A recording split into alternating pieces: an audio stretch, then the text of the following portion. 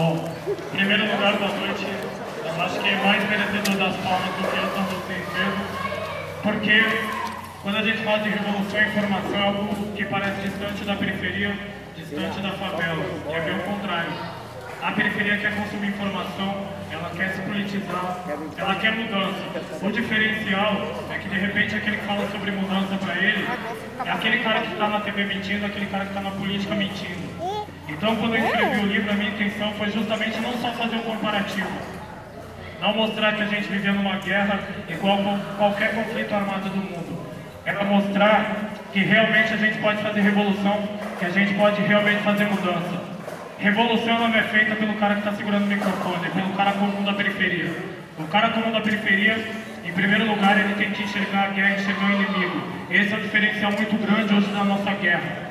Nós sequer entendemos que nós vivemos numa luta. Nós sequer entendemos e enxergamos ódio de classe, que a gente é vítima todo dia. A gente tem um Estado genocida, tirânico, entendeu? Massacrando a nossa juventude, principalmente a juventude negra.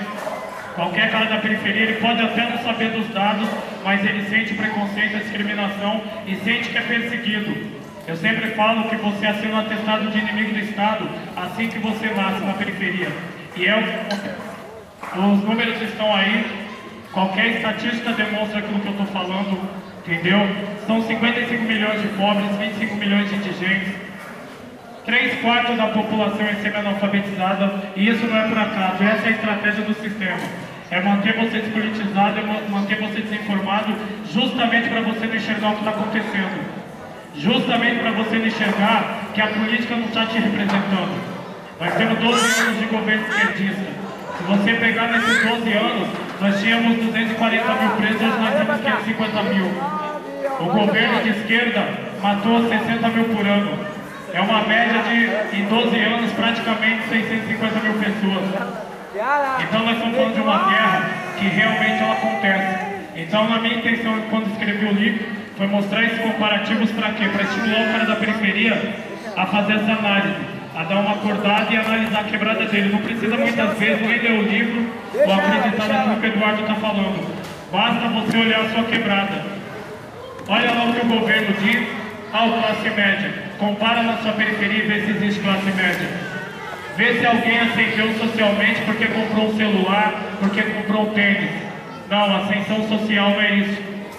Ninguém evoluiu politicamente, ninguém evoluiu economicamente. Nós apenas tivemos acesso aos bens de consumo primários. Só que você não elege um governo para ter comida no prato apenas.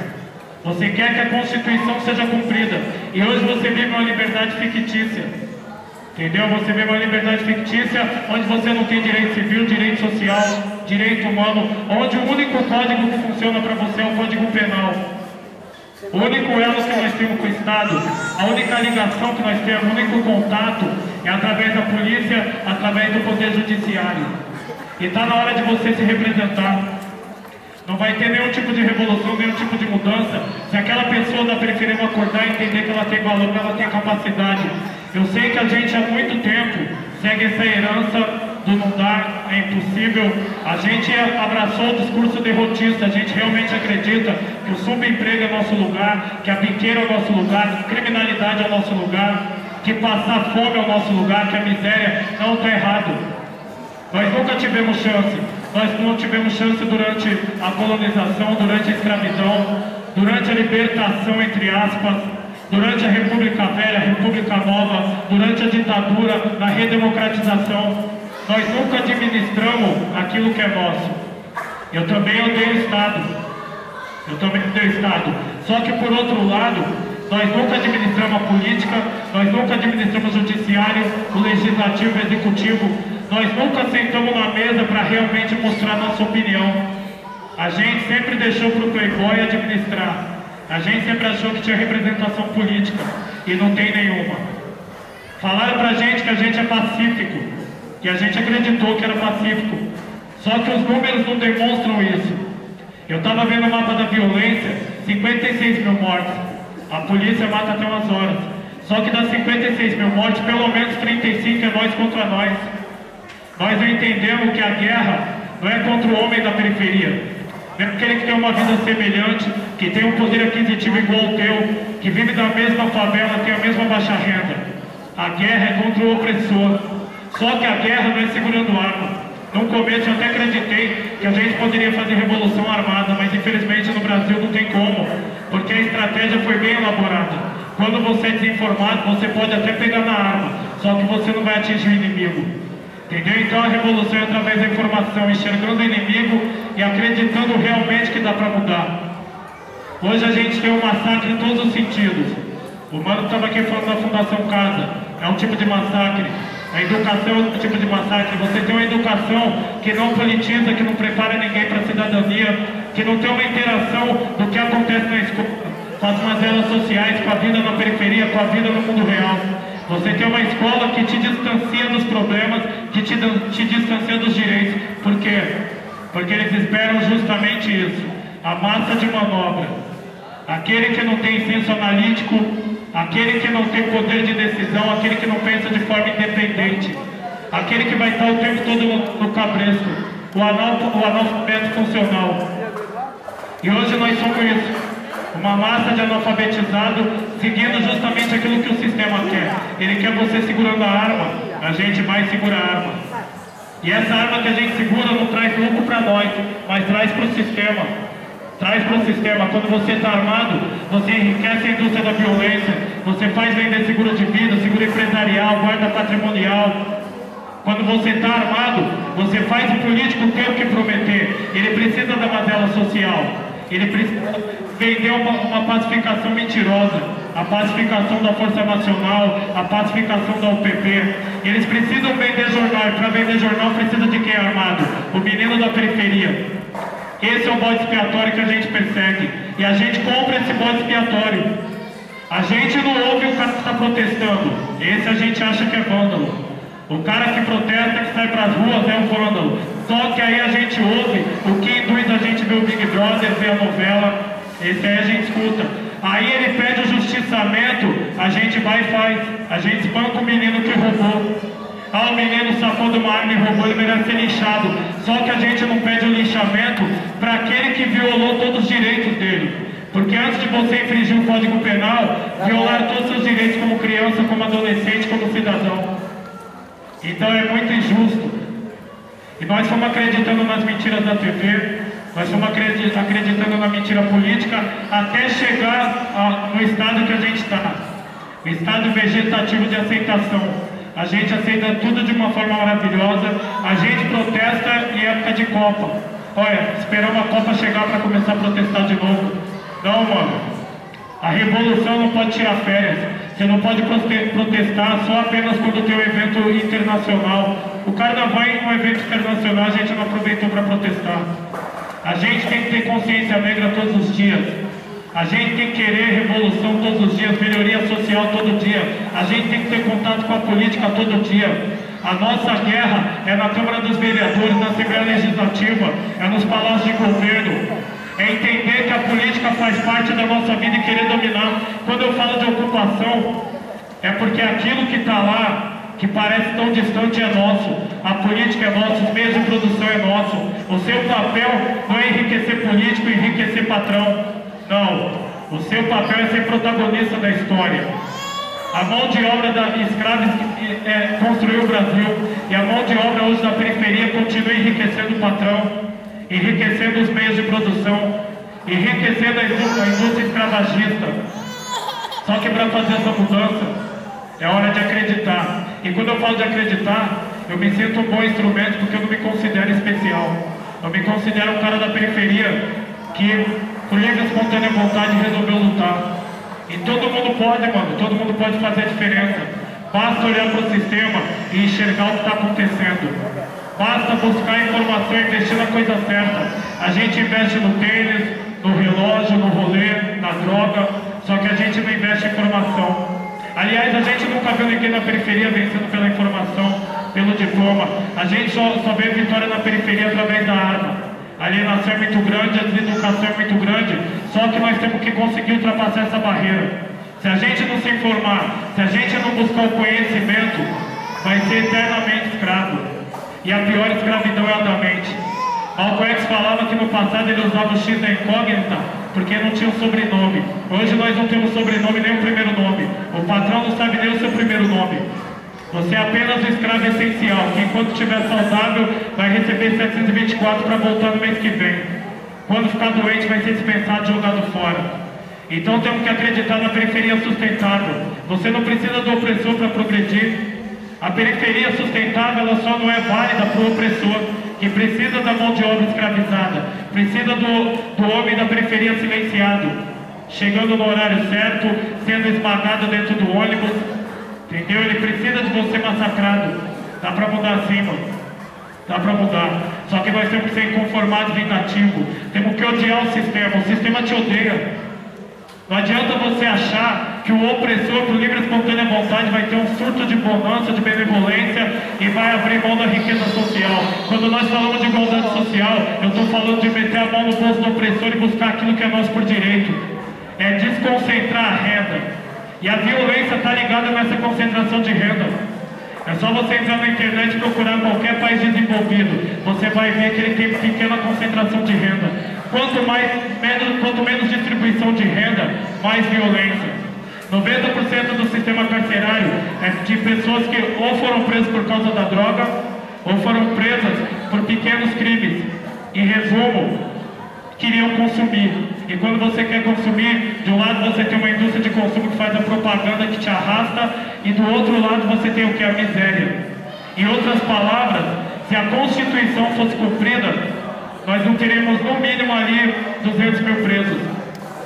Eu conheço a periferia, eu já fui em Fundação Casa Tamazoras, e todos que estão ali vão justamente para o crime porque foram empurrados. Nós não nascemos com ídolo de criminoso, a genética da criminalidade não está no nosso DNA. Se não fosse o sistema, muitos da periferia não estavam no crime, muitos não pegariam numa arma. Você pega numa arma porque se torna a única opção de consumo. Pode parecer diferente para quem, pode parecer estranho, algo assustador para quem não é da periferia. Mas quem está no barraco, quem está ali tendo os direitos violados 24 horas por dia, sabe muito bem do que eu estou falando. Você não consegue progredir na periferia sozinho. E o sistema também não quer que você progrida. Justamente para quê? Para quando ele te der um Bolsa Família, você veja o verdadeiro herói. Ah, o salvador da pátria me deu um Bolsa Família. Ele não me deu o salário constitucional que eu elegi para ele me dar, mas ele me deu um Bolsa Família. Ele me transformou num eleitor cativo fidelizado, que de 4 em 4 anos é o refém que vai voltar para não perder o benefício. É muito pouco. Nós estamos se conformando com muito pouco. Para mim dói até umas horas ver a nossa juventude jogando fora a vida por causa de um tênis. A gente tem que se valorizar, mano. O tênis não vale sua liberdade, não vale sua vida, não vale o sofrimento da sua família. Quando você está preso, sua família está presa. Quando você morre, sua família morre. Entendeu? E nós estamos dando a nossa vida por muito pouco, nós estamos sendo presos por muito pouco. Nós nem pensamos em revolução, nem pensamos em luta. Hoje aqui mesmo era para ter 5 mil pessoas, ou até mais, porque a periferia toda é vítima, porque a periferia toda está sendo massacrada. Entendeu? Só que é como eu falo, é um caminho difícil, só que através da palavra você consegue várias mudanças. Eu estava falando agora, não sei onde ela está, para a senhora que é uma mãe de maio, aqui ó, falei para ela, o livro que você me deu, através dele escrevi uma letra para o próximo CD, e através da informação é isso, você consegue fazer mudança, isso aqui não é em vão, isso aqui não é em vão. O menino da periferia realmente precisa acreditar que ele tem tudo para ascender socialmente, e ele tem que acreditar que a informação é o único caminho capaz de trazer a mudança. Eu sempre falo, já vi um monte de cara do crime, já vi cara com metralhadora, cara com 1 milhão. Uma semana depois estava na mão de um delegado no acerto. Porque não tem mudança através da arma. Pelo menos dessa forma não. A nossa única mudança é se politizar, é bater de frente com o sistema, é sair pelas ruas constantemente, é querer mudança, é olhar para a televisão e ver o quanto ela é racista, o quanto ela é preconceituosa, é olhar para a televisão e ver o quanto ela é criminosa, ver o quanto a educação embranquecedora é criminosa também. Eles cometem crime contra a gente o tempo todo e a gente sequer boicota. A gente não boicota a televisão, a gente não boicota o bem de consumo que é racista. Não tem nós na propaganda. E a gente compra. Não tem nós na novela e a gente assiste a novela. Porque a gente não acredita no poder do boicote, mano, tudo passa por nós. Tudo passa por nós. Você é o telespectador, o eleitor, o consumidor, entendeu? Para o empresário enriquecer, ele precisa vender para você. Para a televisão ter audiência, você precisa estar na frente da TV assistindo. Tudo passa por você. Para o político se eleger, ele tem que montar um palanque na periferia e mentir para você. Então, se tudo passa por nós, por que nós não somos patrão? Por que nós pensamos como escravos? Por que nós não queremos mudança? Se eles estão na nossa mão. Então está na hora de mudar essa inversão de valores. Está na hora de acordar e falar, porra, peraí, tem algo errado, mano. Eu tenho poder até umas horas, mas é o poder da união. Poder da união, agir como conjunto. Pode parecer distante quando eu falo, vamos ocupar 90%, mas se a gente quiser, ocupa. Pode ver São Paulo mesmo, não vamos baixar o preço da condução. Começaram a quebrar a prefeitura, baixou no outro dia. Aliás, nem aumentou, porque isso é a força popular. Só que também o inimigo não é bobo. Ele sabe quem está protestando, ele não é otário. Ele está vendo a manifestação, ele sabe quantas pessoas da periferia tem lá e quantas pessoas da playboyzada tem lá. Não adianta o playboy segurar uma cartolina pedindo educação. Ele estuda na USP, mano. Quem tem que pedir é nós da periferia, que estamos mendigando cota, quando na verdade a gente precisava ter a faculdade na periferia. Claro, a cota é justa, mais do que justa. Nunca competimos em pé de igualdade. Só que a gente não devia se contentar apenas com a cota. Tinha que ter uma universidade em cada periferia, em cada quebrada, em cada bairro. Entendeu? Você é o povo perseguido. E para quebrar essa algema, é só olhar para você e enxergar o que acontece ao seu redor, mano. E enxergar realmente a guerra. Faz um comparativo com qualquer país em conflito. A nossa guerra é pior. Nenhum país do mundo mata 56 mil. A China, que tem mais população, não mata. A Índia, que tem mais população, não mata. O Brasil mata mais que qualquer um. Isso porque a gente não contabiliza as mortes de causa ignorada do Ministério da Saúde, que é assassinato que eles inventam, que é a morte de causa ignorada, e nem os desaparecidos. Se a gente contabilizar tudo isso, no mínimo, estamos falando de 80 mil. E não é 80 mil playboy, 80 mil caras da periferia, 80 mil pessoas que são parentes de vocês, amigos de vocês, pessoas igual vocês, igual eu. E eu cansei de ver esse extermínio porque é injusto, mano. É injusto. Porque você olha, você tem uma política que você investe, não tem retorno social nenhum. Você paga imposto, não tem retorno social nenhum. Você enriquece o patrão, não tem retorno social nenhum. Então, mano, tá na hora de querer uma reforma política. Tá na hora do seu representante, em primeiro lugar, ser da periferia. Eu acho que representação política tem que ser o cara da periferia. Por que o cara que nunca pisou no barro vai te representar? Não tem lógica, mano. Não tem lógica, não é porque ele leu a respeito. O maior conhecimento é da experiência. Ele pode ser um teórico que leu. Por que o juiz vai me julgar, mano? Ele nunca pisou na periferia. Ele não tem sensibilidade para saber o que me leva para o crime. Entendeu? Você tem que ser representado pelo cara da periferia, em primeiro lugar.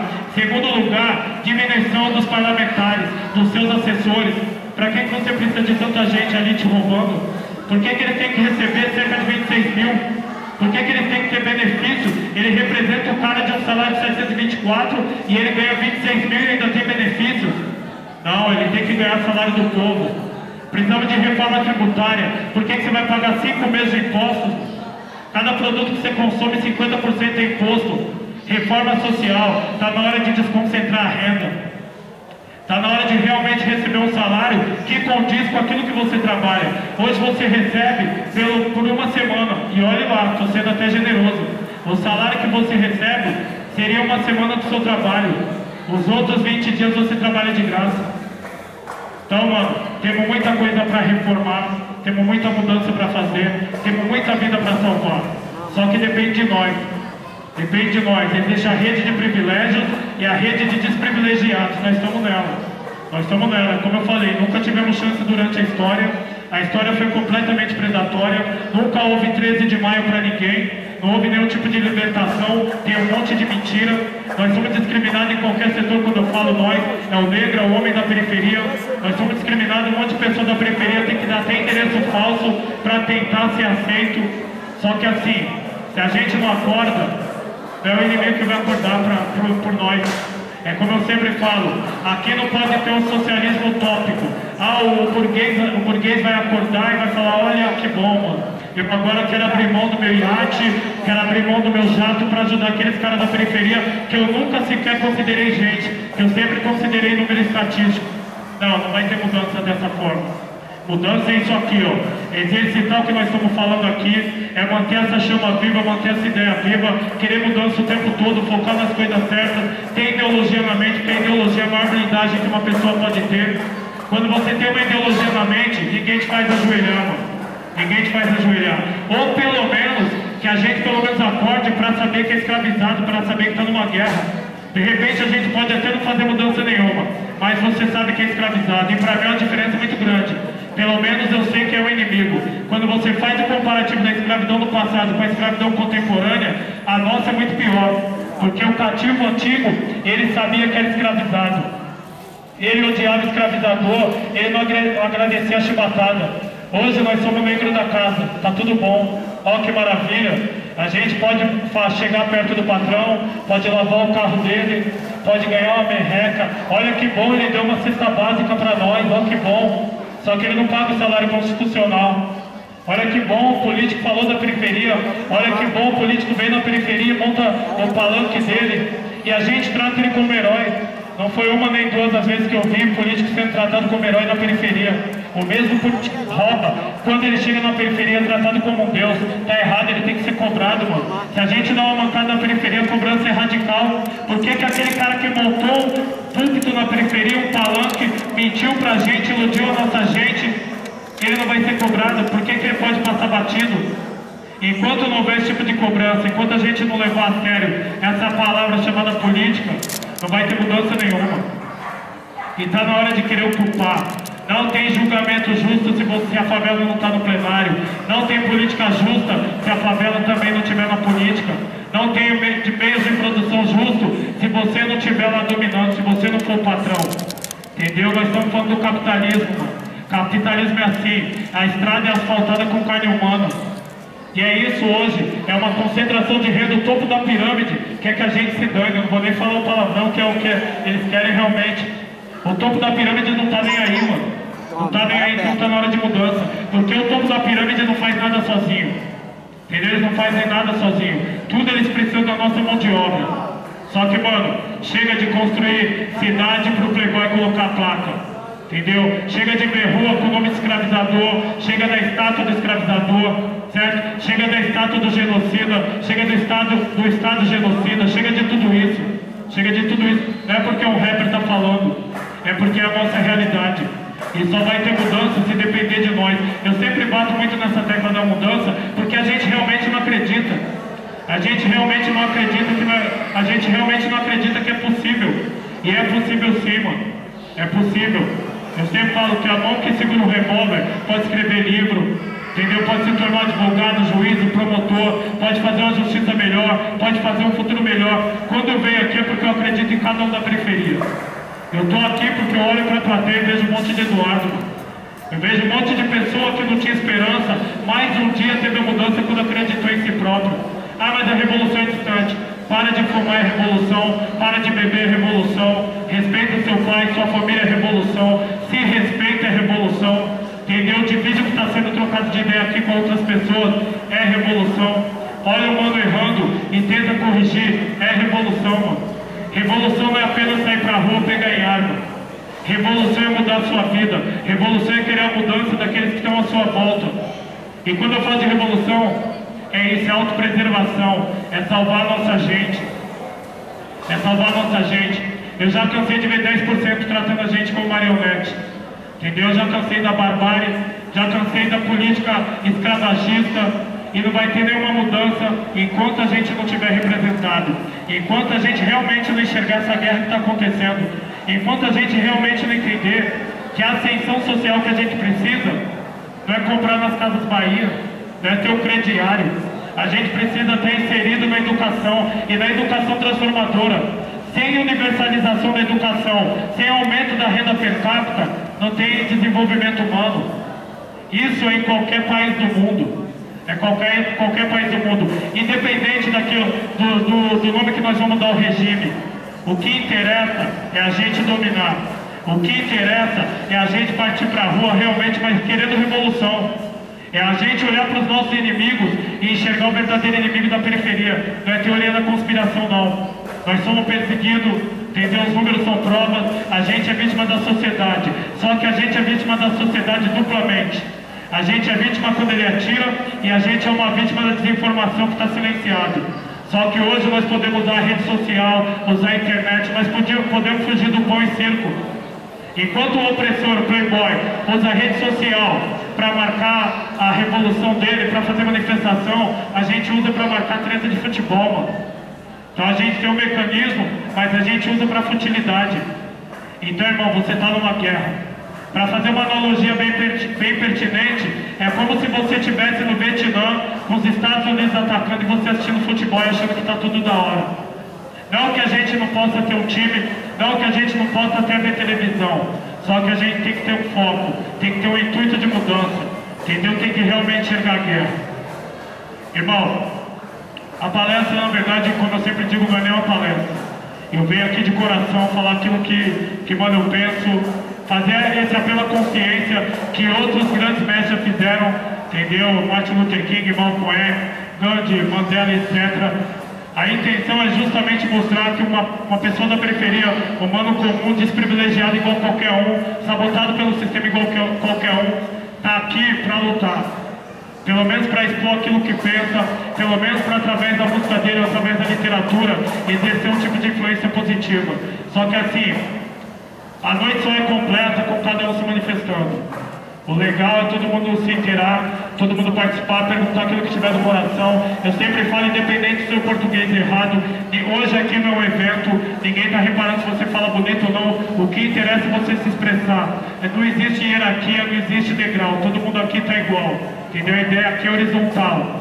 Entendeu? Então é o seguinte, todo mundo fica livre para falar o que quiser. A princípio, mano, infelizmente, eu não trago boas notícias. Nós estamos numa guerra e, infelizmente, somos uma vítima predileta do sistema. Porque sequer enxergamos a guerra e sequer queremos mudança. Sequer queremos ver a bandeira de trégua.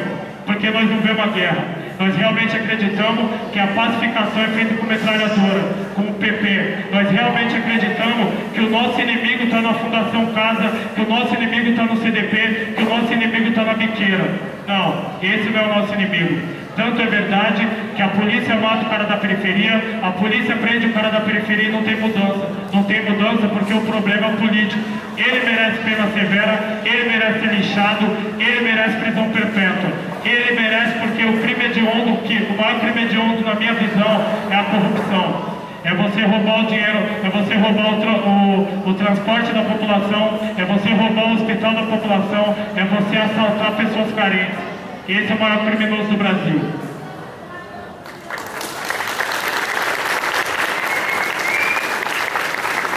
Pessoal, a gente ainda tem um tempo aqui para estar trocando uma ideia com o Eduardo. Quem está a fim de fazer alguma pergunta, algum comentário, ó, pega o microfone aqui e faz. E é como eu falei, pode ficar à vontade, pode falar sobre música, sobre problema social, porque normalmente a palestra, ela seguiu por um caminho de falar sobre Brasil, etc., violência, então a pessoa de repente tem uma curiosidade até sobre música e fica meio inibido. Mano, hoje aqui nós estamos para trocar ideia, todo mundo pode ficar à vontade. Boa noite, Eduardo. Meu nome é Jorge. Sinceramente, a gente fazer duas perguntas em uma só. Eu tenho um candidato, acho que tem uns 18 anos, para senador, para governador, para prefeito do Brasil. Você já pensou em fundar um partido político como o Tupac fundou nos Estados Unidos antes, e quando ele fundou, ele foi assassinado, que foi para live? Você tem essa? Então, na verdade, a minha intenção ela é um pouco mais ambiciosa. Eu acho que é muito pouco você pensar num partido político.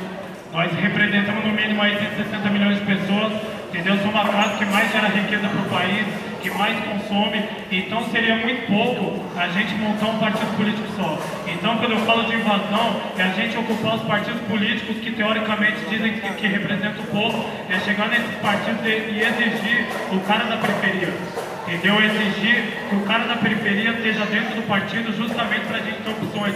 Então, assim, claro, quando a gente fala de política, ainda mais quando você está debatendo esse assunto, a primeira pergunta justamente é: você não quer ser político? Eu quero realmente fazer essa, como que eu posso dizer, um trabalho de base justamente para que a periferia como um todo pense na política, porque não adianta um partido só, não adianta uma pessoa só, nós temos que chegar como um todo. Obrigado.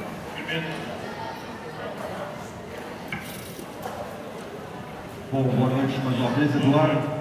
Sou o Jax, sou rapper. No começo da sua fala, você citou 12 anos de governo de esquerda e um aumento, né, nos presídios e tal. Não sou filiado a nenhum partido, certo? A minha pergunta é curiosidade mesmo.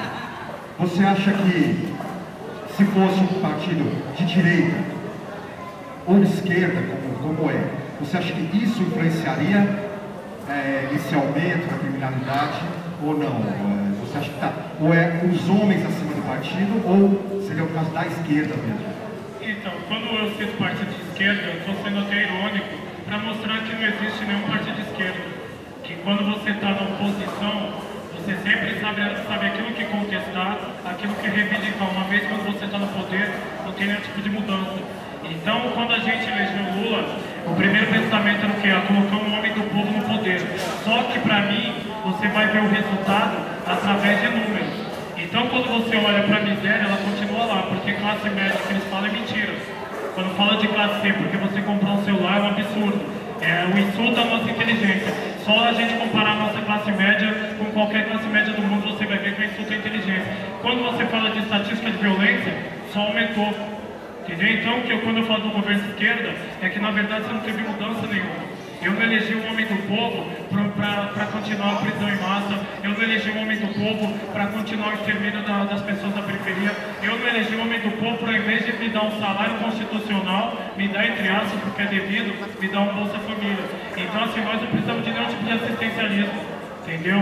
Nós não podemos estar esperando Bolsa Família, mais médicos, entendeu? Esse tipo de programa pago. Nós precisamos realmente daqueles que façam a Constituição existir, entendeu? Coloquem na prática o que está sendo, o que tem ali na teoria.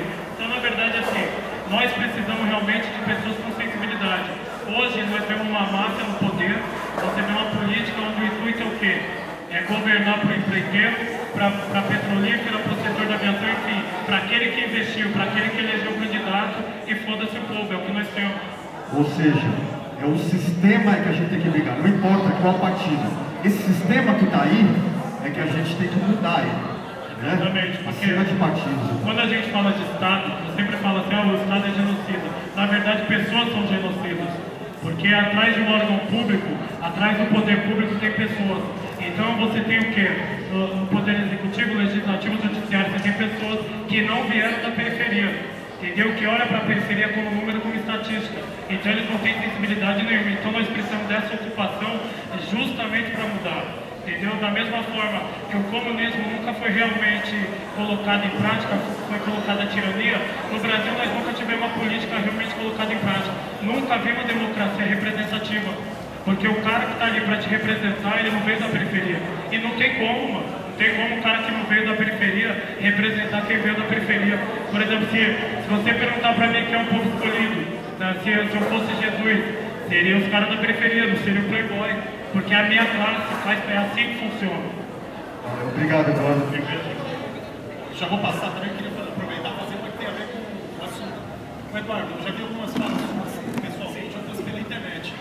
E eu vi que sempre fala da questão do Lula, que veio, um cara que veio de uma realidade sofrida e hoje está com a elite. Né? E ao mesmo tempo você fala que a ideia seria formar um partido da periferia. Não.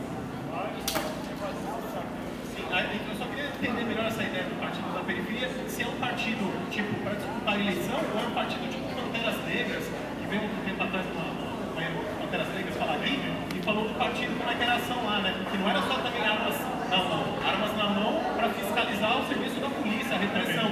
Mas ao mesmo tempo, que pouca gente lembra, é que eles construíam escolas, é que eles iam atrás da saúde, era um partido assim de ação, não parlamentar. Eu queria saber qual é a sua ideia. Então, quando eu falo de ocupação política, é não só formar um partido e invadir os que tem, porque os que tem, eles falam que é para representar o povo. Então, se é para representar o povo, nada mais justo que o povo esteja lá. Quando eu falo de manifestação, é em todos os sentidos, a gente tem que ter organização social, política, justamente como era o Black Panther também. entendeu? Não precisa ser só uma representação parlamentar. Isso aqui é um tipo de organização. Isso aqui é uma ação social, um foco de resistência. Isso aqui faz mudança. Só que a gente precisa exercitar isso aqui.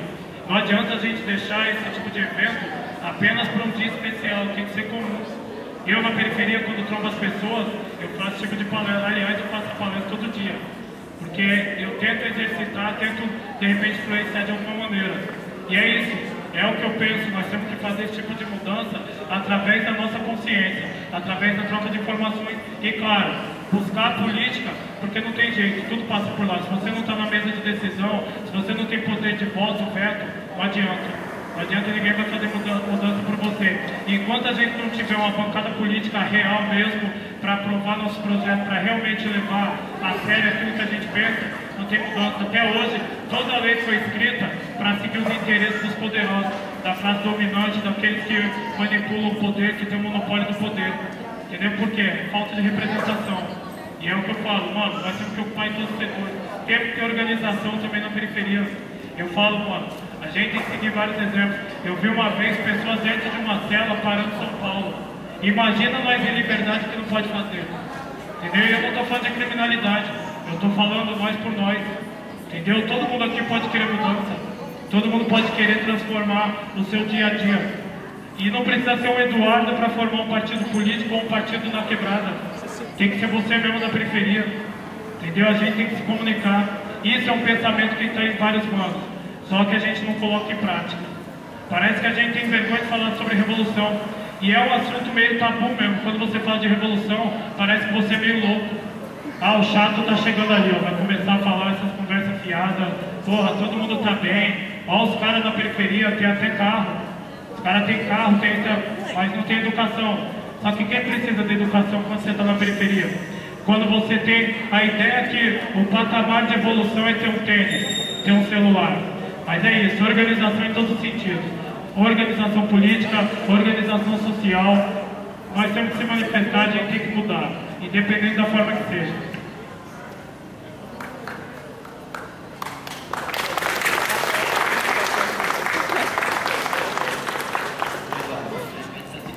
Toda a minha cerveja.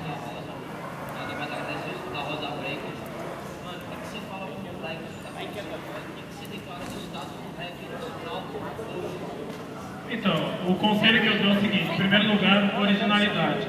Entendeu? Então, por exemplo, você chega no hip hop, tem várias bandas, então cada banda escreveu a sua história. Então você tem que também ter a sua história original, você tem que olhar no espelho e se ver. É legal você curtir outras bandas, eu também curto, também acho da hora um monte de música. Só que na hora que eu vou escrever minha música, eu fico 6 meses sem ouvir rap. Justamente para não ter influência de ninguém, para ser apenas o Eduardo. Então, em primeiro lugar, é originalidade. Outra coisa, dependendo de você. Não adianta você imaginar que vão abrir a porta para você, que vão te convidar para o sucesso. Não. Todo mundo vai puxar o seu tapete. Ninguém vai te chamar para fazer sucesso, ninguém vai falar, ó, abre o show aqui para você aparecer, não é assim. Então, depende de você. Quanto mais perseverança, mais chance. O que você fala sobre o cenário do rap? Mano, o rap, eu deixo bem claro, muitas pessoas até não gostam, porque assim, eu entendo que muita gente é fã de muitos grupos e de repente tem uma expectativa que a conduta siga exatamente aqui e algumas pessoas se decepcionam. Só que assim, eu sempre deixo claro que o rapper não assina nenhum estatuto de seguir o caminho da ideologia da revolução. Eu faço isso porque é algo que está no meu DNA. Entendeu? Quando eu estou escrevendo rap, eu lembro da minha mãe enterrada num caixão de papelão, do meu primo que a polícia matou, do meu irmão, da minha avó. Então é assim, mano, essa é a minha raiz. Entendeu? É meu povo, eu olho para o cara da periferia e eu quero mudança para ele. Então eu lembro de quando eu passei fome, quando eu pedi esmola para comprar uma cadeira de roda para o meu irmão. Então assim, eu tenho muita coisa contra o sistema, eu tenho muita vingança para fazer. Então esse é o Eduardo, eu estou dentro desse rap. Só que eu não posso cobrar do cara que de repente quer falar sobre alegria. A gente está falando sobre liberdade de expressão. Eu entendo o público, mas assim, cabe ao público ter a decisão de escutar ou não. Ah, de repente aquele mano está te decepcionando, apenas não escuta. Eu acho que nós temos problemas muito mais graves, problemas maiores do que o cantor de rap. Entendeu? Da hora o rapper quer fazer revolução, firmeza, caminha com nós. Ah, o rapper não quer fazer revolução, quer cantar sobre alegria, firmeza. Vai que vai, demorou. O rap podia estar mais Eu gosto de, eu sempre gosto de aproveitar todas as oportunidades. Então o rap é uma ferramenta revolucionária. Quando eu me interessei pelo rap, foi justamente porque a essência era o quê? Transformação, mudança, era a voz da periferia. Era mostrar para o povo, para o Brasil como um todo, para a playboyzada, que a gente não estava mostrando na periferia, sabia o que estava acontecendo. Então é essa essência que me atraiu. Entendeu? Claro, se você perguntar pra mim que tipo de rap eu prefiro, eu vou falar, lógico, que é o rap da antiga, onde a gente disputava que era mais politizado. Só que também, como eu falei, a gente não pode estar aqui falando, ó, mas vocês são obrigados a cantar o que vocês não pensam, o que vocês não sentem. Seria muito pior se tivesse um monte de cara falando sobre violência, sem ter nenhum embasamento sobre aquilo que está falando. Falando só porque dá dinheiro, porque a periferia respeita. Então, mano, é dessa forma, não dá pra cobrar de todo mundo.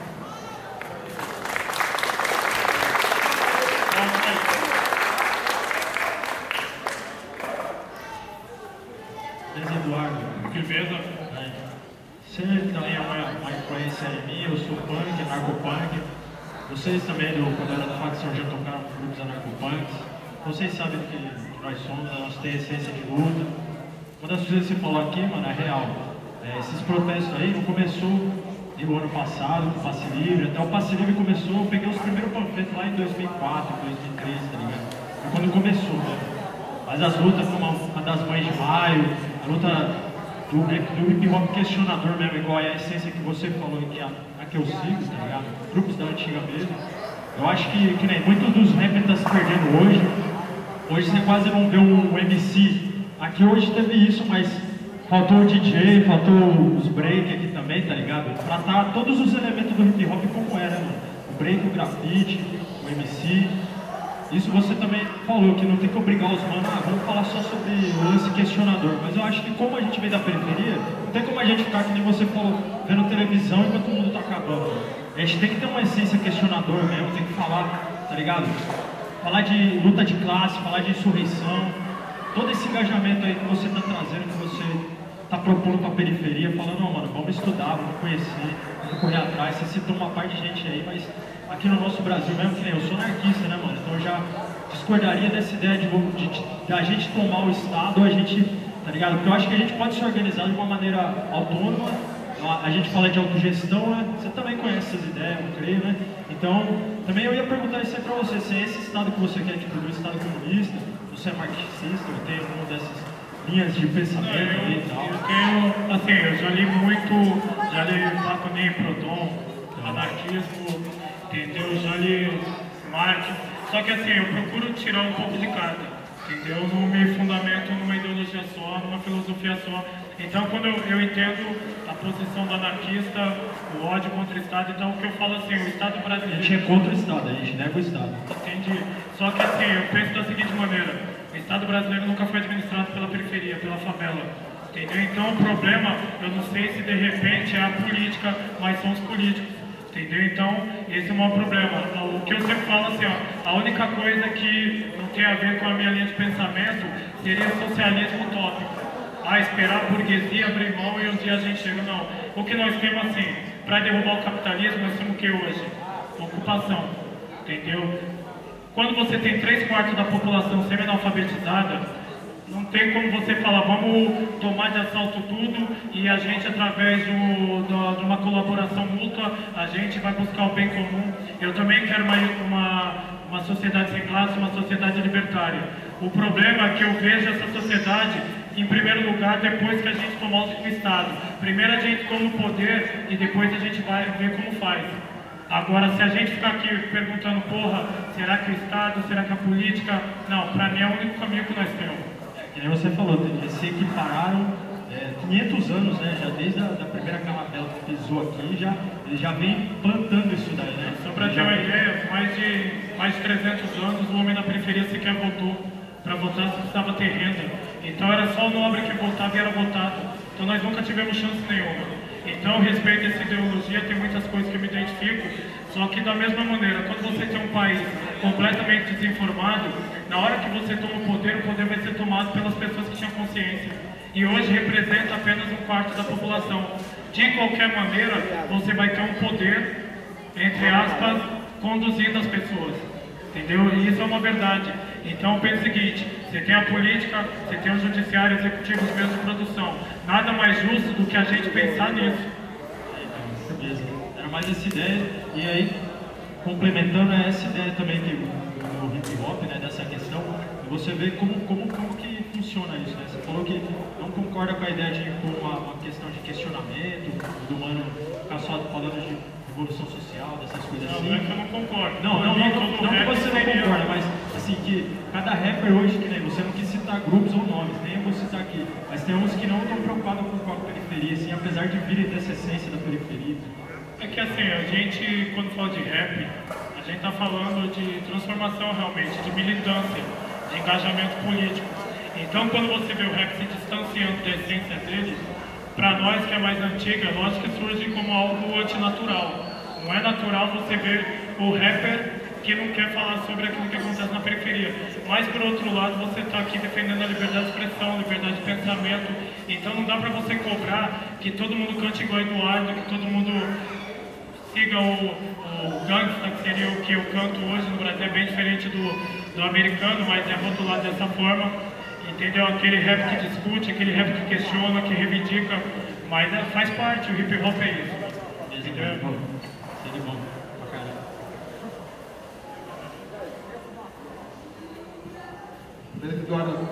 Então é o seguinte, tu falando da história do Brasil, né, questão de nós, questão escrava, né, que nós passamos e tudo mais, aí acho que tinha que lembrar que a escola não faz esquecer isso também, né, do aula de história, eu sei que às vezes eu falo isso também. Mas nós temos algumas referências no passado que a gente pode trazer para o presente, para reflexão e para ação.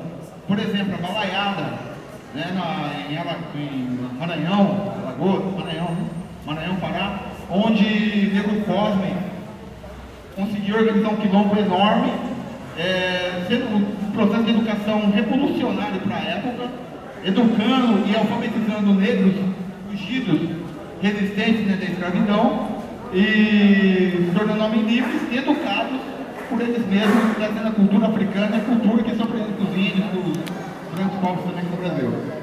Nós temos também a cabanagem no Pará, que foi uma questão confederada, não teve um líder definitivo, teve vários processos e uma violência imensa em cima deles.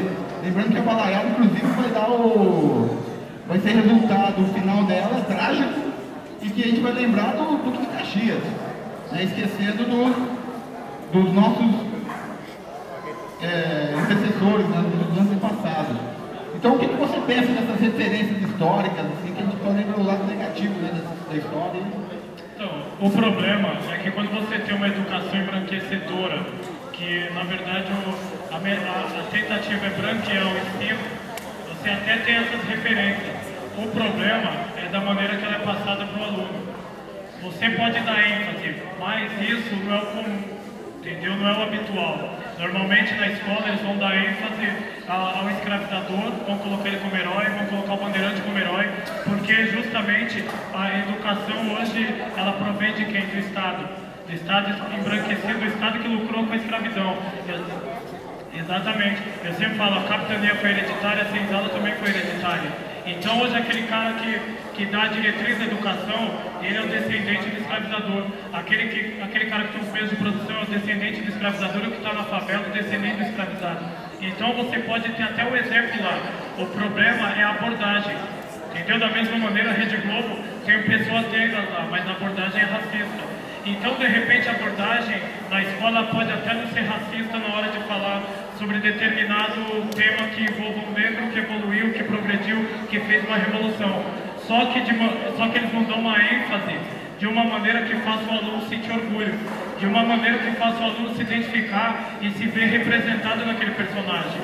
Então você tem uma escola embranquecedora, uma televisão embranquecedora. Aí o que acontece? O menino da periferia, o menino negro, ele fica complexado. A última coisa que ele quer é se identificar com o personagem negro.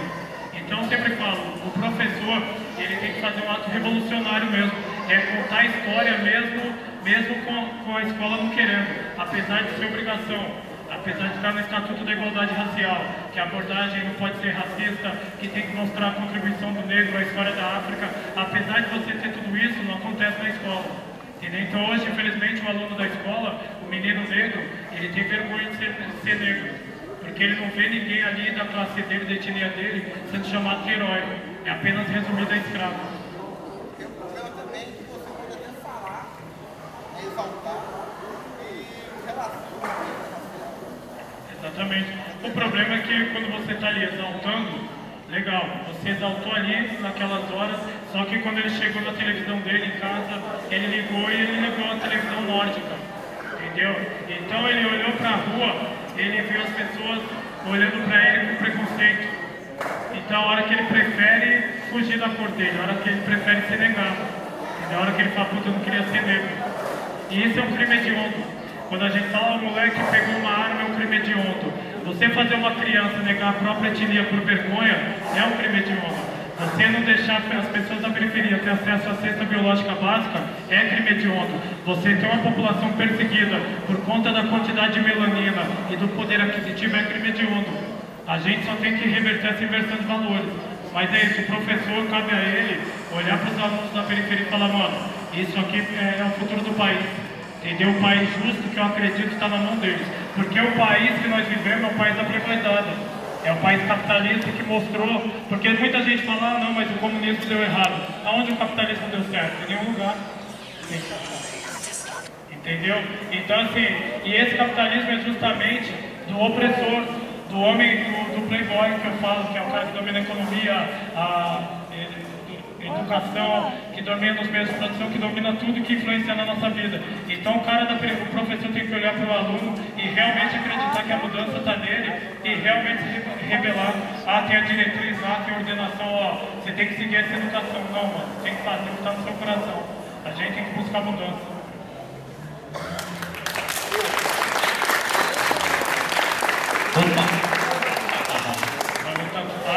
Tudo bem, Eduardo? Opa, Eduardo, cadê? Primeiramente, eu vou agradecer. Pode agradecer? Agradecer o Tiquinho. Cadê o Tiquinho? O Tiquinho tá aí. O Tiquinho é o cara que fez esse grafite aí, e desde 2004, quando eu pisei a primeira vez no Guarujá, eu vi os grafites do Rosa Break, e ele é o cara que ele fez esse grafite, organizou tudo isso aqui, dentro do bairro, que é uma das favelas mais mal faladas, bem falados demais, todo mundo sabe, Vale Donizete, lá na Pedeira, lá na Vale Donizete, que é essa comunidade onde tem 2 becos bem longos, que chegam muitos barracos para dentro lá, provavelmente não vai entrar, você vai conseguir conhecer, mas muito longe aqui dentro, os barracos. E o Tiquinho fez um trabalho aqui junto com o Santa Rosa Break, o Snap também, que é um moleque da hora, tá ligado? Quem fez o trabalho. E o Tiquinho que foi um maluco que foi pra faculdade, que se formou em arte, e tá dentro da comunidade dele aqui, fazendo arte, fazendo isso aqui, falando do hip hop, tá ligado? Agradecer primeiro a ele aí, tá ligado? Até me dá uma salva de palmas pro Tiquinho. Tiquinho, nem sei onde ele tá. Não só por ele ter feito o grafite ali na minha Kombi ali, tal, mas por todo o trabalho que ele fez, toda a história dele que ele tem no hip hop, nem conhecia ele, mas sempre o trabalho dele. E é um exemplo, né? É um cara que se formou na faculdade e acho que se torna um exemplo, tá ligado? Se torna uma referência. E você, pra onde? Eu tô fazendo Ciências Sociais pela EAD, né? Mas eu estou tentando fazer, acho que eu passei o primeiro semestre. Estou tentando passar o primeiro semestre. Vou me formar também. Use seu ódio para conseguir um diploma. Use sua malandragem para... Eu reverti a história do use seu ódio para conseguir um diploma, para use sua malandragem para conseguir um diploma. Eu sempre falo para os moleques assim, mano, tu é uma malandrinha, né? Chegou até que sério. Ah, parei, calma, usa sua malandragem sua aí para conseguir um diploma. Chega sua malandragem sua para chegar no ensino médio. Usa sua malandragem sua para passar na ETEC, passar na FETEC, para passar, sei lá, para ir na faculdade, para fazer o Enem, tá ligado? Eu sempre uso essa frase assim. E é uma das frases que eu carrego dentro do hip hop, muita coisa que se canta, muita coisa eu concordo, muita coisa eu discordo, mas tem muita frase que me impulsiona, tá ligado?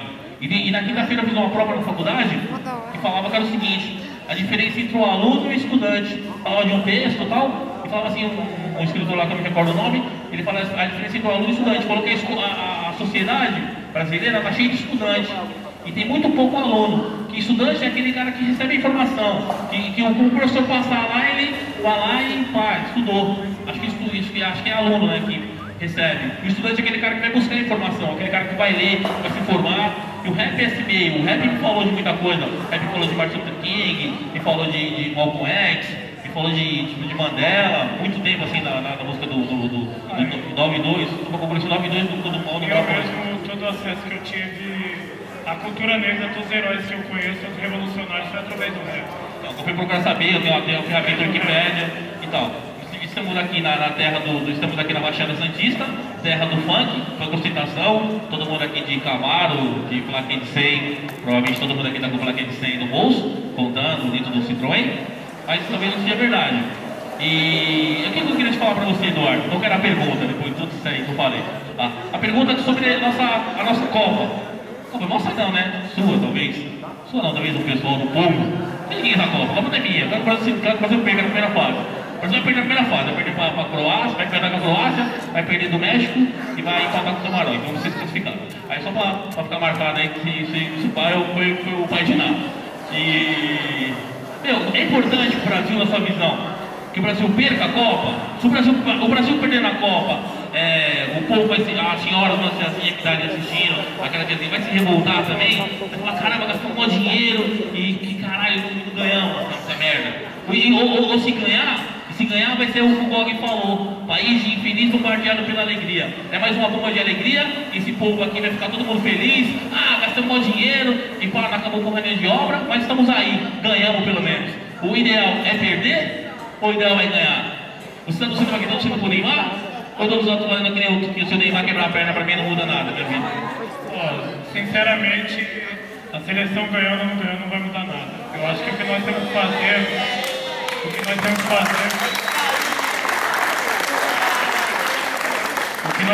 é realmente apurar aquele que superfaturou os estádios, apurar aqueles que têm culpa, fazer uma investigação e realmente fazer uma auditoria ali, apurar quem excedeu nos gastos, quem superfaturou, enfim, quem roubou. Assim, quando a gente faz a seleção, se a gente criticar a própria seleção de futebol, está criticando o esporte. Entendeu? Então a gente tem que incentivar o esporte, porque o esporte também traz uma mudança de vida. O problema não foi a Copa em si, foi os administradores da Copa. Você poderia até fazer uma Copa consciente, administrar de uma maneira correta. O problema é que nunca teve intenção. Porque quando a gente fala de corrupção no mundo, não existe um país que não é corrupto. Existem os menos corruptos. Então, em outras Copas do mundo houve corrupção, só que o pensamento foi o quê?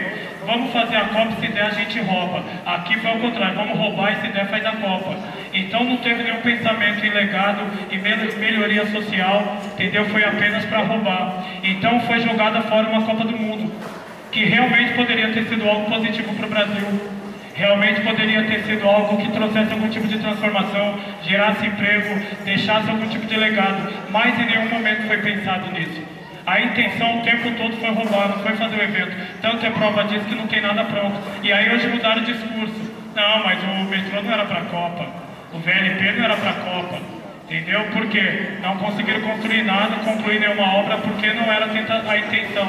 Então eu acho que assim, o problema não é a seleção ganhar ou deixar de ganhar. O problema foi essa Copa com os números arbitrários abusivos, entendeu? Aonde você viu que a intenção foi justamente isso.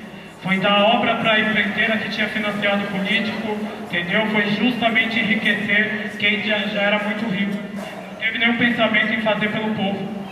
A Copa poderia ter sido um exemplo para o mundo. Mostrar uma gestão fiscal responsável, mostrar progresso, mostrar que o país era capaz realmente de fazer, claro. E já começou errado desde o início com a lei da Copa, deixando a FIFA se meter no Brasil, tirar a soberania do Brasil. Então, na verdade, era o quê? Era uma vitrine política, era um marketing, então todo mundo pensou só nisso. É o marketing político e vamos ganhar pra caramba e foda-se todo mundo. Foi o que aconteceu. Agora a Copa poderia ter sido usada de outra maneira. Hoje nós vemos o quê? Um partido que jogou a Copa do Mundo fora e fez o povo odiar a própria seleção. Entendeu? Só que assim, eu não acredito que a seleção ganhando vai apagar o que aconteceu. Os números do superfaturamento, daquilo que foi abusivo, vão continuar lá. A miséria vai continuar. E eu acho que o povo já aprendeu. Assim, a grande maioria do povo já aprendeu que a seleção pode ganhar, que sua vida não muda. Entendeu? Não tem nenhum tipo de mudança, firmeza. Você pode até comprar uma camiseta com uma estrela a mais. Mas isso não significa que você vai progredir, que você vai ter algo de positivo dessa vitória. Se perder não causa uma revolta, se perder, tipo assim, aquele cara conformado que já está esperando, assim, sei lá qual a porcentagem de pessoas que acreditam que nós vamos ganhar, que está comprado, se perder, será que gera alguma coisa, se movimenta alguma coisa? O que eu vejo hoje na periferia, os caras sabendo separar. A seleção de futebol não tem nada a ver com quem administrou a Copa. Eu vejo muita gente sabendo separar. Então o protesto que a gente vê nas ruas não é contra o futebol, não é contra os jogadores de futebol, é contra quem administrou a Copa. Até porque o jogador de futebol não teve influência no estádio, na construção do estádio, nas melhorias no entorno dos estádios, na construção de transporte, ele não teve influência nenhuma. Então eu acredito que não faça diferença. Claro, você mais triste pode falar, foda-se essa Copa, mas eu acredito que hoje é o sentimento do brasileiro, tanto é que você vê na periferia, era para estar tudo coberto de desenho, as ruas enfeitadas, poste, fio, e hoje você não tem isso. E isso demonstra que o povo até vai torcer para a seleção, só que ele enxergou que a Copa do Mundo foi algo abusivo, arbitrário. Entendeu? Então acho que não faz muita diferença, claro, você perdendo, tem as pessoas mais tristes. Só que isso não quer dizer que a pessoa vai se revoltar e vai sair protestando. Porque independente de derrota ou vitória da seleção, você tem motivo de sobra para protestar. É como eu falo, você nem precisa da Copa do Mundo para protestar. Entendeu? Você só precisa da Copa no Brasil para protestar contra ela. Agora, para os outros problemas sociais, você tem motivo de sobra para estar o tempo todo na rua protestando. É só mais vamos ver. Tem livro aí para vender? Livro tá vendendo? E continua vendo quanto tá mesmo? R$30? Eu falo assim, eu sempre falo isso pra você, eu sempre toco, só pra encher o saco da barra, né? Mas tipo assim, sobre essa poluição que vem, tá ligado? Depois do rap, passa o funk. Ostentação, tá lá na Rede Globo, Faustão, estão todos os canais, a gente escuta lá e tal, na novela agora, o funk falando de tal. É moleque da periferia e tal, que chegou lá, que fala de dinheiro, que fala de coisas que talvez eu não tenho. E todo mundo canta, todo mundo fala, e é gostoso. E a sua opinião assim, sobre o funk da ostentação? Sobre não sou funk, porque tipo assim, não sou funk, graças a Deus. Tá lá o cara falando do Camarão Amarelo que não é funk. Tá lá o forró falando de coisas que eu não tenho, coisas que provavelmente eu nem consigo ter na minha vida, nessa vida, assim, uns carros de R$200. E a periferia canta, a gente fala do boneco do barraco, o barraco caindo, e ele falando de Porsche KN, mas fumando em Porsche KN e tal. Qual é a sua visão sobre isso aí? Porque a Fundação Casa tá cheia de funkeiro, cheio de moleque que foi roubar, essa intenção de ter, de mostrar, pode se afirmar. Um dia você conversou comigo, porque o moleque tá na adolescência, que é uma conversa que eu tive com você falou assim, o moleque tá com 14, 15 anos, a mãe dele não tem como pagar por um tênis de R$1.000, sei lá como é, R$1.000, né? Aí ele vai roubar, porque precisa se afirmar, ele precisa estar no grupo que todo mundo tem e precisa ter e tal. E qual é a sua opinião sobre essa música aí que fala de coisas que a gente talvez não tenha? Você fez uma ótima colocação, porque normalmente a gente fala de funk, mas qualquer estilo musical que prega a ostentação, a pornografia, ele é prejudicial para as pessoas da periferia. Aliás, ele é prejudicial para qualquer tipo de ouvinte, ainda mais para o cara da periferia. O parceiro aqui trabalha na Fundação Casa, ele sabe muito bem o que faz, qual é o motor que faz com que o moleque delinqua. É justamente esse consumo. Então, eu não vou colocar aqui o funk como a nossa causa principal da criminalidade, mas que uma letra carregada de apologia ao consumo, ela contribui, obviamente ela contribui um pouco. Como eu falei, na Fundação Casa eu já fui muitas vezes lá, e quando você pergunta para o moleque, e aí irmão, você foi pro crime por quê? Eu queria um tênis. Eu queria um celular. Ele queria, na verdade, ser o quê? O cara que está exposto na letra. Só que não só na letra de funk. Tem rap que ostenta, tem forró que ostenta, tem samba que ostenta, sertanejo.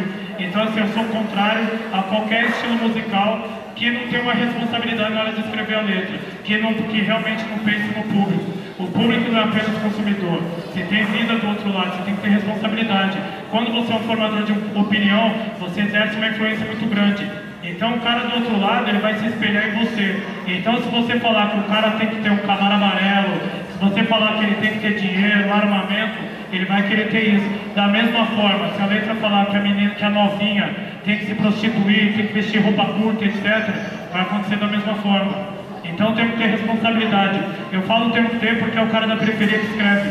É um cara também da periferia que não foi aceito em lugar nenhum e de repente ele viu a mídia se abrindo para a música dele. Ele falou, vou nessa, vou passar fome, vou pro crime, vou cantar. Então assim, é conveniente para o Estado, para o sistema deixar esse tipo de música proliferar, porque eu diria que isso é o novo ópio do povo.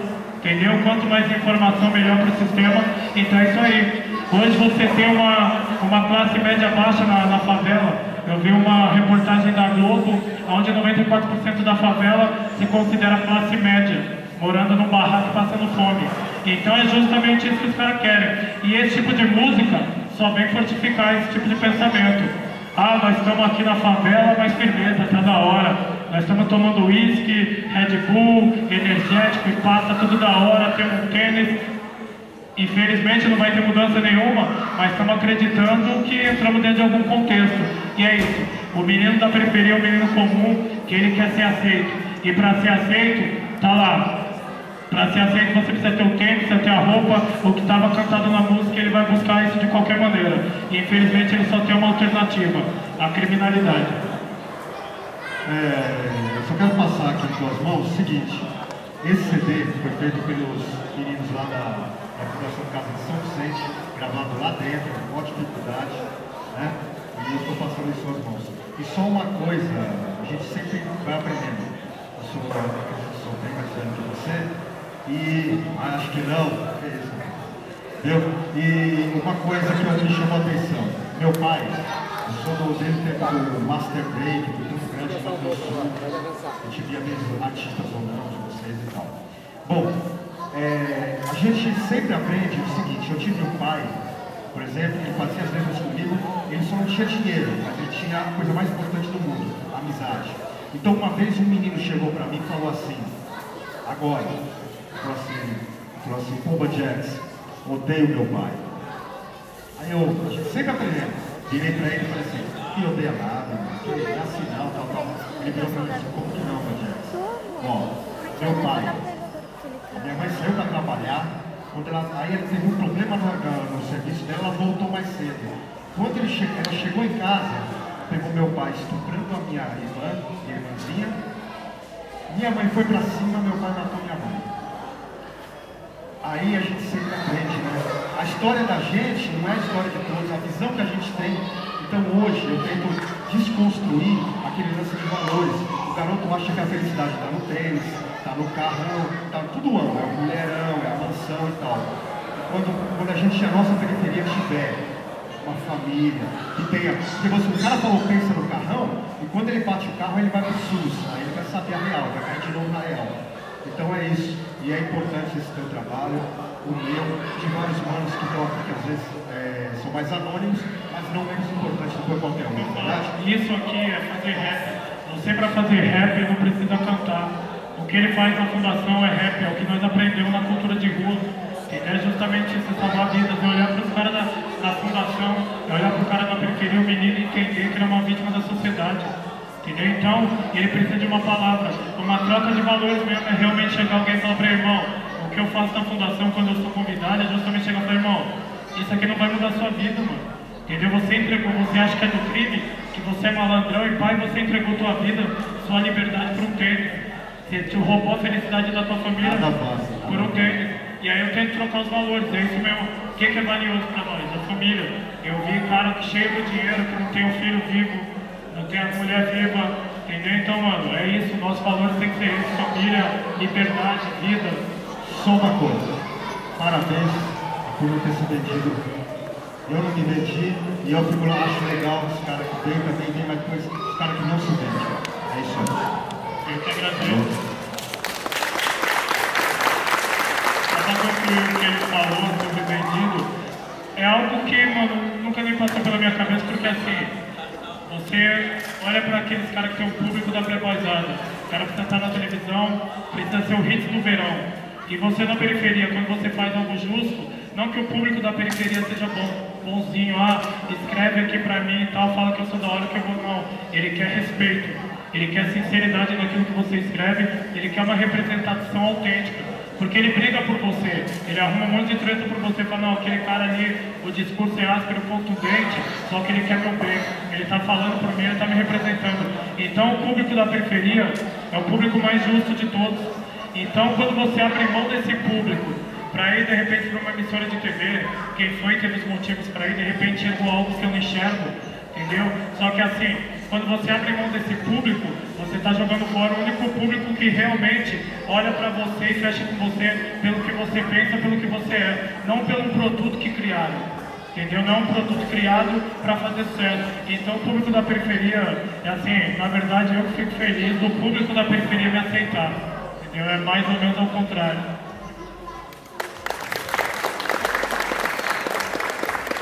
Que exemplo que a gente segue é o exemplo da humildade. Eu acho que é isso que faz parte do teu legado.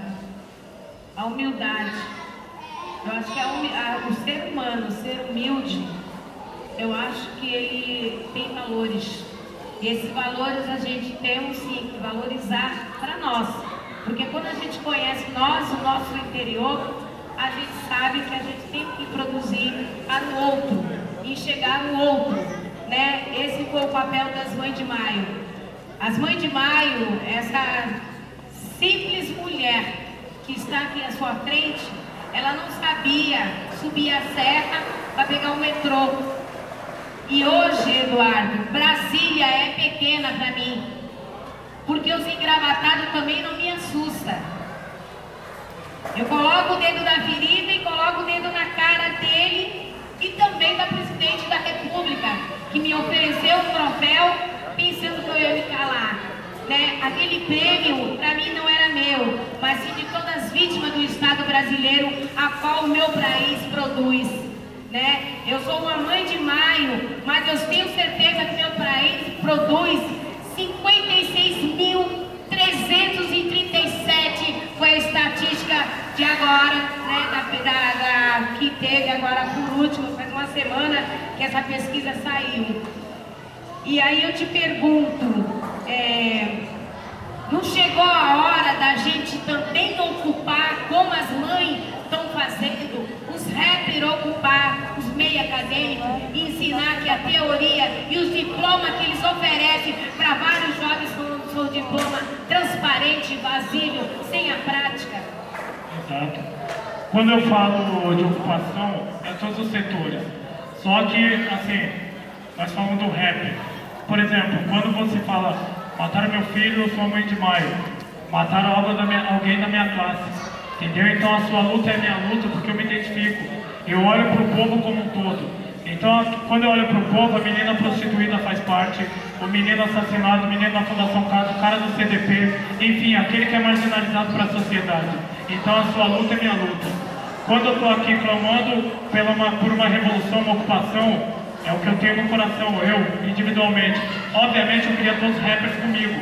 Obviamente você tendo o poder de influência, o poder da palavra, um formador de opinião, faz um estrago muito grande. Eu também queria. O problema é que não dá para você obrigar que todos tenham essa consciência. É como eu te falei, meu povo, é um só. Em cada quebrada eu vejo vítimas da sociedade e eu quero uma mudança. Eu cansei de ver esse caso de genocídio, eu cansei de ver a polícia matando, porque a polícia que mata aqui na Baixada é a mesma polícia que mata lá em São Paulo, é a mesma polícia que mata no Rio, porque o povo perseguido é o mesmo. O inimigo do Estado é o mesmo, o inimigo da playboyzada é o mesmo, é o cara da periferia. É esse cara que ele quer silenciado na periferia, no morro. E quando você resolve sair do morro e reaver aquilo que foi roubado de você, ele te mata. Ou muitas vezes nem te mata. Ou muitas vezes nem precisa você querer reaver. É só você sair pra rua e por causa da sua cor ele te mata. Então o seu protesto é válido e todos os protestos são válidos. O que falta hoje realmente é isso. É todo mundo ter um pensamento homogêneo, um pensamento mais igual e querer mudança, querer ocupação. E é isso, nós não temos que tremer por engravatado, para a presidente da República, ela trabalha para nós, é funcionário nosso. Entendeu? Nós não temos que chegar e falar, oh, por favor, não tem por favor. Eles já estão devendo faz tempo. Hoje a conversa é que o governo já herdou problemas sociais do passado. Na hora de se eleger, ninguém falou, tem problemas sociais do passado, tem mazelas que eu não vou conseguir resolver.